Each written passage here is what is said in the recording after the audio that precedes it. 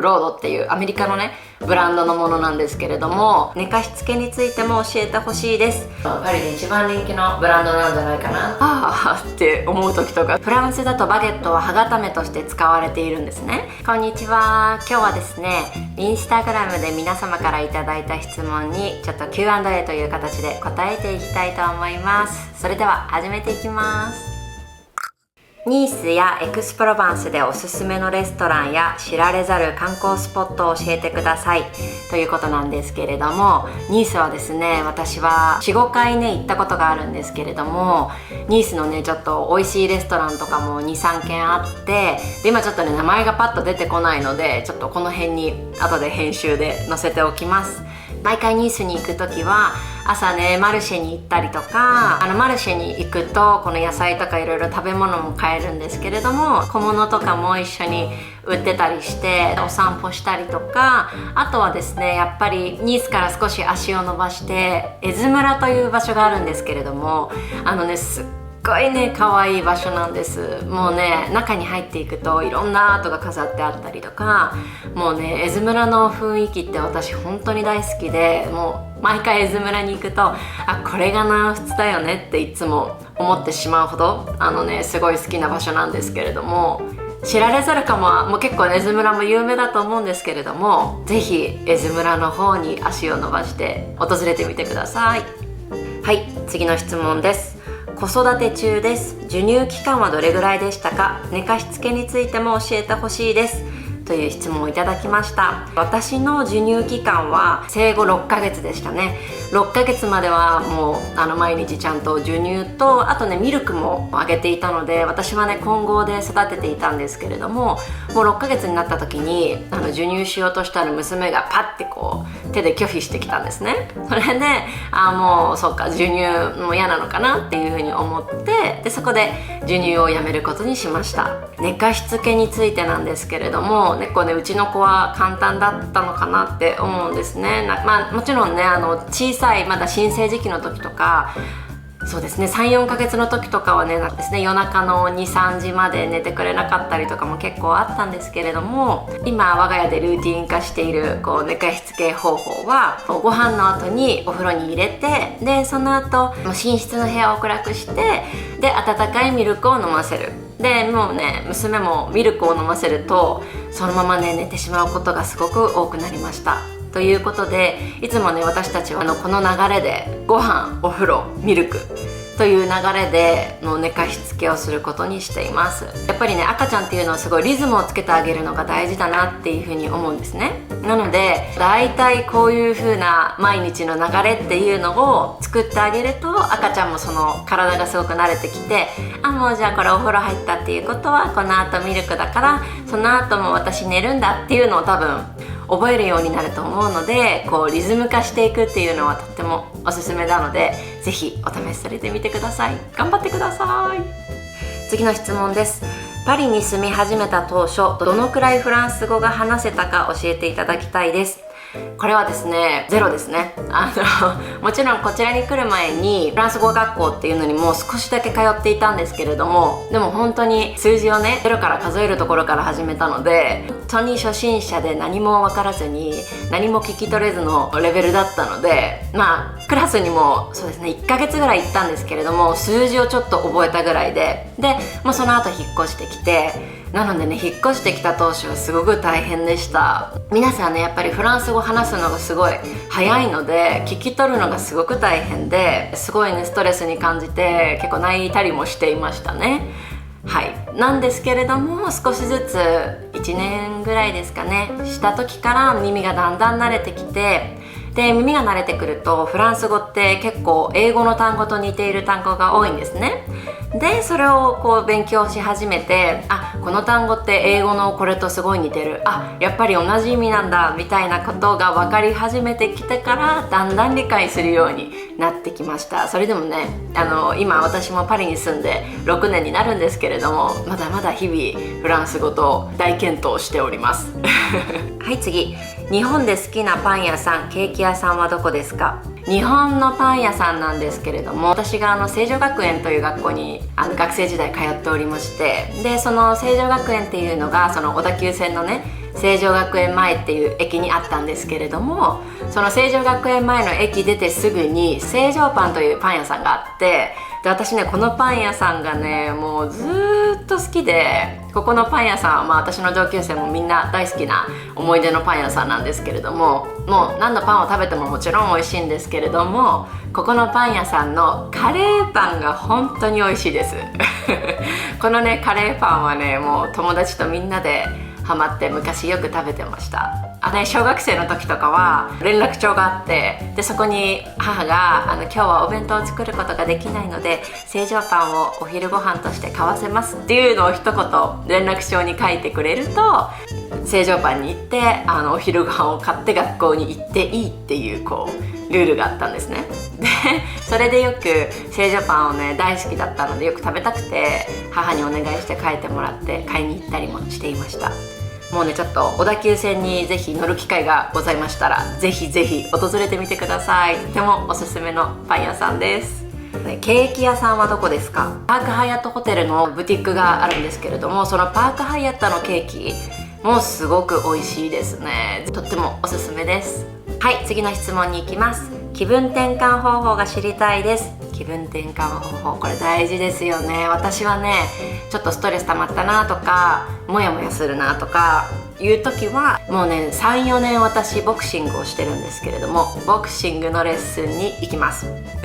でそうするとねすごい仲良しの先生もいて、でああだこうだ言いながらちょっと太ったねちょっと痩せたねとか言いながら先生と思いっきりスパークリングとかしてすごくストレス発散になるんですよね。なので気分転換方法は私はボクシングだと思います。離乳食の変色などはありましたか？バゲットはそのまま皮付きで揚げていますか？離乳食の変色は今考えてみると娘はね結構簡単で何でも作ってあげたものは食べてくれてましたね。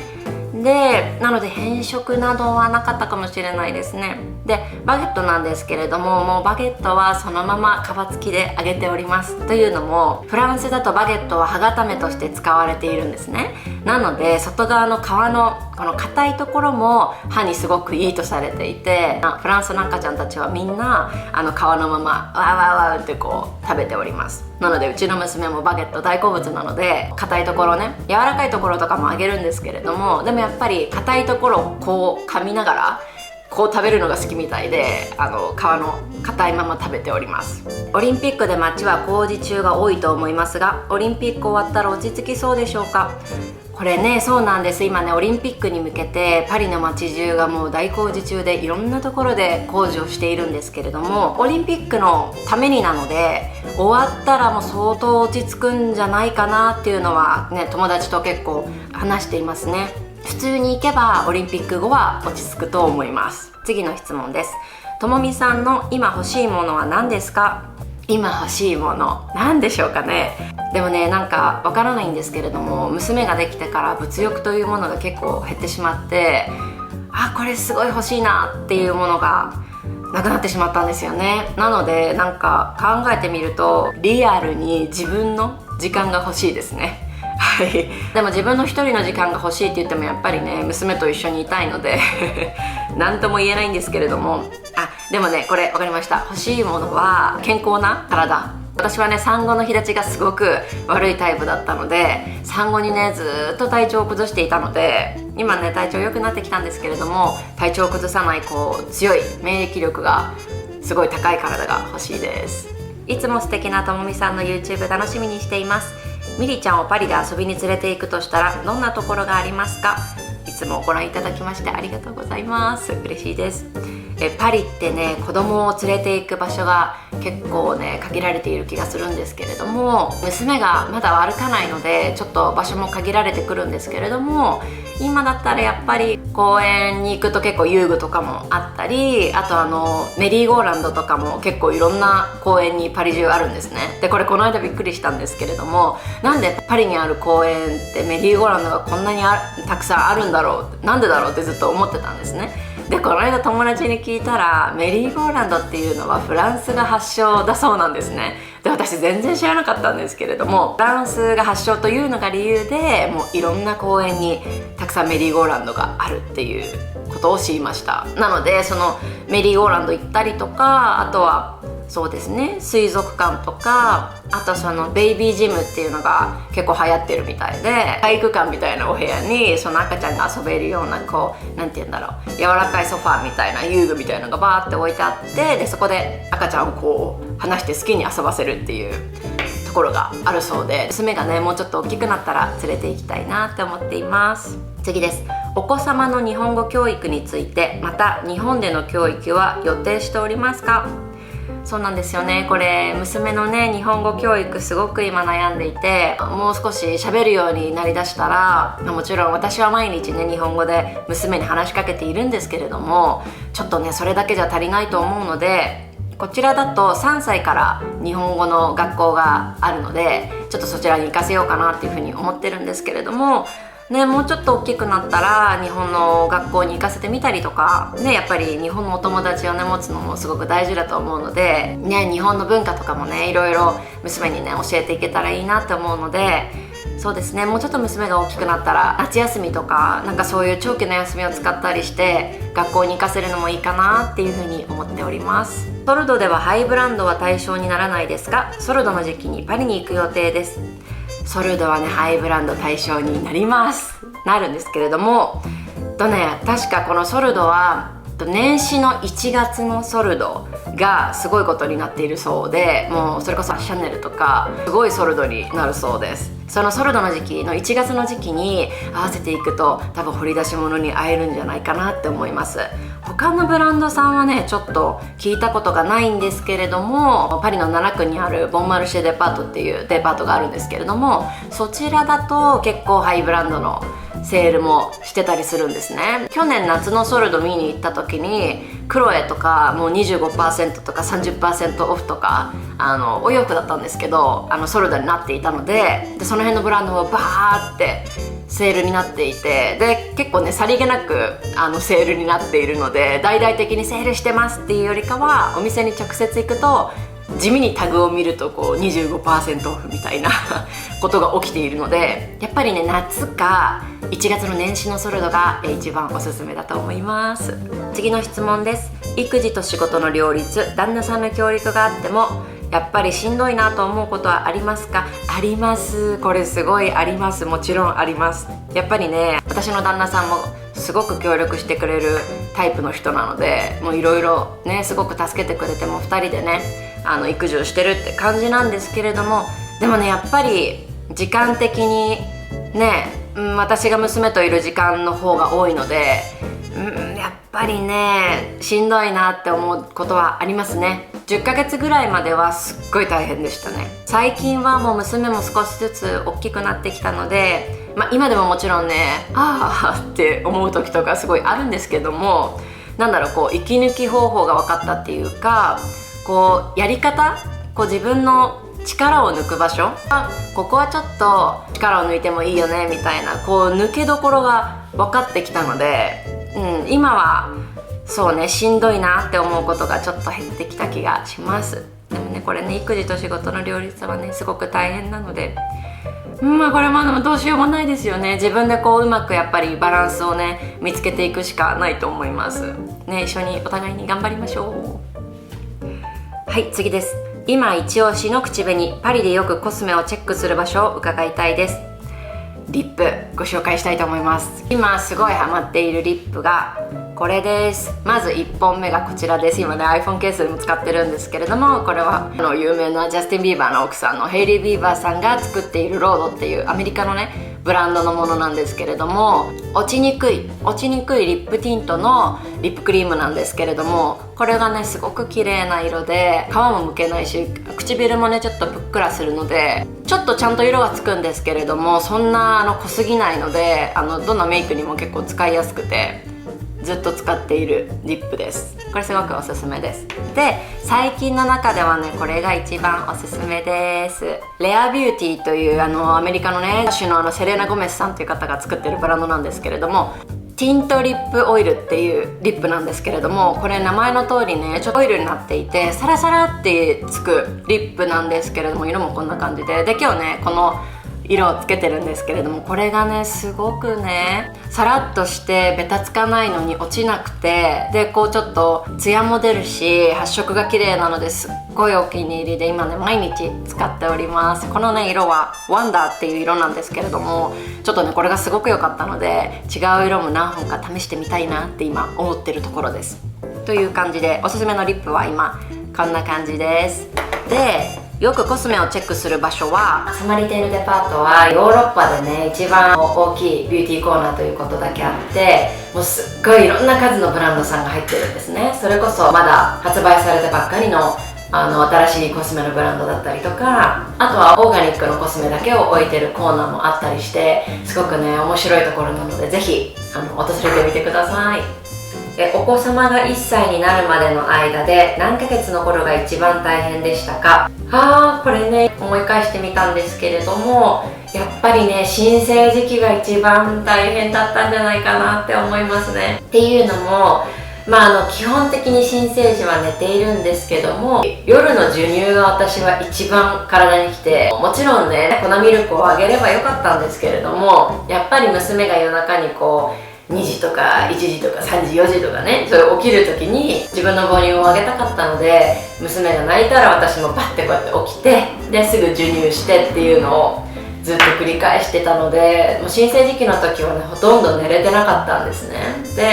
でもね今思い返してみると、それが原因で産後の体の回復だったりとかがすごい遅くなっちゃったなって思うので、別に粉ミルクでも母乳でもね私は同じだと思うんですよね。で粉ミルクの方が栄養がたくさん入っていますしね、今すごい考えられている粉ミルクがたくさんあるのでね、だからね夜中でももうね泣いた時に彼にね助けてもらって粉ミルクをあげてもよかったのかなって今思うとそういうふうに思っています。なのでやっぱり、新生時期の頃が一番大変でしたかね。この方もお子様がいらっしゃるのかな。ちょっとね子育て一緒に皆さん頑張りましょう。いつも素敵な投稿にワクワクします。一日のスケジュールが知りたいです。ありがとうございます。嬉しいです。娘が保育園に行く時は朝8時半とかに保育園に連れて行って、娘がね今午前中に保育園に行ってるので、午前中はもう12時までずっと保育園に行ってくれるので、その間はもうずっとお家でお仕事で、娘が帰ってきてお昼ご飯を食べさせて少し一緒に遊んでて、だいたい2時ぐらいにまた娘が寝るんですね。でお昼寝になるのでだいたい約2時から5時ぐらいまで寝てくれるので、2時から5時の間娘が寝た瞬間にまた私は横でパソコン作業に戻って仕事をしております。でその後5時ぐらいに娘が起きたらもう一緒に遊んで、でもう6時には娘の夕飯の時間なので、5時過ぎに娘は私がいつも使ってるベビーサークルがあるんですけど、そこにちょっと入れておいて、で娘の大好きな娘の憧れのののかちゃんの曲をテレビで流し、ちょっと見てて遊んでもらいながら、その間に私は急いで娘の夕飯をパパパパってこう作って、で6時に娘にご飯をあげて、で私も一緒にね6時に食べちゃうことが多いんですけれども、彼が夕飯を食べてる間にちょっと娘を見ててもらって、で私はもう先にお風呂に入っちゃうんですね。でその後に彼がお風呂にバッて入って、で最後娘と彼が一緒にお風呂に入ってミルクをあげて寝かすという感じなので、我が家はね今9時半とか10時にはもう今就寝みんなで寝ております。一日がね過ぎる速さに本当にびっくりして毎日過ごしてるんですけれどもね、皆さん本当にお疲れ様です。大変ですよね。もう私もね毎日ヒーヒー言いながら娘の育児をしております。はい、次の質問です。お気に入りのアクセサリーを教えてください。はい、お気に入りのアクセサリーなんですけれども、まずこれですかね。カルティエのブレスレットは長年つけていて、もうずっとつけたままっていう感じにしております。でシンプルな服装にこういう金のアクセサリーを持ってくるのが大好きで、ずっとゴールドのこのアクセサリーはつけています。あとはそうですね、彼にいただいた指輪だったりとか、あとずっとハマってるのがこのボッテガのドロップイヤリングですね。もう私はねピアスは本当に軽いものが好きで、もうこれをねずっとつけています。すごいね軽くておすすめです。あとはこの指輪なんですけれども、これもねずっとつけていて、実はね2つブランドを重ねてつけてるんですけれども、これはねインスタで広告で流れてきたお店で買ったんですけど、これは20ユーロとか激安だったんですけども、それにこれのねアクセサリーブランドのシャルロット・シェネのこう指輪を合わせていて、でなんかこうちょっと一緒につけたらペアみたいな感じになったので、可愛いなと思って一緒にこうつけております。あとはカルティエの腕時計かなをつけている感じです。はい、次の質問です。トモインパリスさんのパリの方を出してほしいです。ありがとうございます。嬉しいです。もうね、今ね、今年でパリに住んで6年目になるので、パリがね、私はね、大好きなんです。なんかパリジェンヌが行く場所とか、結構ね、ガイドブックに載っていないお店とかも結構知っていると思うので、いつかね、パリの方は出せたらいいなって思っております。好きな洋服のブランドを教えてください。好きな洋服のブランドはですね、ハイブランドですとサンローラン、セリーヌがすごく好きで、最近はサンローランが一番好きで、サンローランのお洋服っていうのはやっぱりパリっていう感じがすごくするんですね。でパリの街中にもすごく合うし、あとね、パリジェンヌでサンローランを着てる人本当によく見かけます。もうね、サンローランは多分パリで一番人気のブランドなんじゃないかなって思います。あとはコスも大好きで、この間とかやっぱり T シャツとかハイネックとかなんかそういうシンプルなものとかは結構コスで購入することが多くて、あとはトーテムも大好きですね。トーテムのコートとかもね、ハマりすぎて形が好きすぎて3枚集めてしまったりとかなんかね、長く使えるのでザローもよく着てますね。あとパリのワイシャツのブランドでフィガレットっていうブランドがあるんですけれども、そこのワイシャツもね、よく着ています。はい、最後の質問です。ともみさんの朝ごはんが知りたいです。はい、朝ごはんご紹介させていただきたいと思います。朝ごはんなんですけれども、私ね、今まではグラノーラとか食べてたんですけれども、最近は変えたんです最近はね、もうちょっと体調崩しすぎて、あと体のことをもっと気使うようになって、グラノーラが悪いっていうわけではないんですけれども、もっと栄養素があるものを取りたいなと思って飲み始めたのがこちらです。これがね、今行ってるジムのトレーナーさんに教えていただいたものなんですけれども、このバニラ味のプロテインに素晴らしい栄養素が詰まってるから絶対飲みなさい、トレーナーさんに教えていただいて、25種類のビタミンとかミネラル、あとプロテインも入っているし、本当にね、体に必要な素晴らしい栄養素がたくさん入っているそうで、これを今毎朝混ぜて飲んでいるのと、あとこれちょっと朝食っていうかわからないんですけれども、この薬局で薬剤師さんの方におすすめしていただいた、これもビタミンなんですけれども、こうちょっと体の疲れを取ったりするビタミンとか、これもいろんなビタミンが入っているマルチビタミンなんですけれども、これをね、今一緒に毎朝飲むようにしていて、でそうもうね、これを朝食に取り始めてから体調を崩すことがなくなったんですね。だからやっぱりね、すごい私サプリとか前は信じてなかったんですけれども、もう今は本当に体のことを考えてサプリとかこういう栄養素がたくさん入ったものを朝食に取るようにしています。おすすめなのでぜひお試しください。はい、ということでたくさんの質問をいただきました。本当にありがとうございました。ね、Q&A はどんどんやっていこうと思ってるので、また質問募集させていただけたらなって思います。はい、それではまた次回の動画でお会いしましょう。